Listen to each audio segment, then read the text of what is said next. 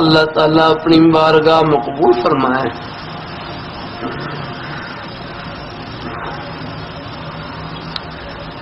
اللہ تعالیٰ اپنی مہر، روزہ بھی شربت ہے، روزہ بھی شربت ہے الحمدللہ۔ اب آپ دیکھ لیں رمضان کے علاوہ جمعے میں کتنی بار پانی پینا پڑتا ہے الحمدللہ۔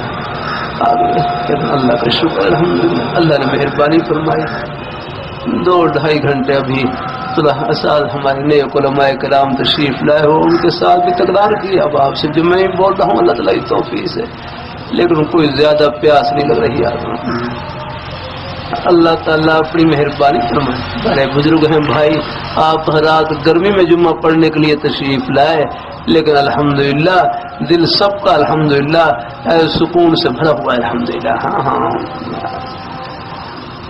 اللہ کوئی شدید مجبوری نہ ہو، کوئی شدید مجبوری نہ ہو تو روزہ رکھنے کی نیت کر لے تو اللہ ہمت توفیق عطا فرما دیتے ہیں۔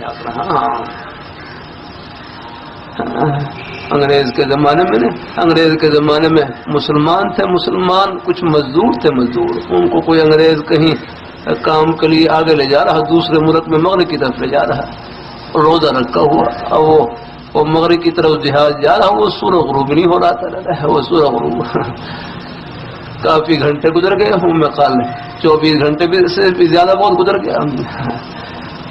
اور ان کے جو انگریز وہ رہے، وہ انگریز کا جو عملہ تھا وہ کہنے لگے آپ پانی پی رہے ہیں، پورا دن گزر گیا ابھی تک آپ نے پانی نہیں پیا، اور کہا جب تک یہ سورج غروب نہ ہو ہم کیسے یہ پانی پیئیں۔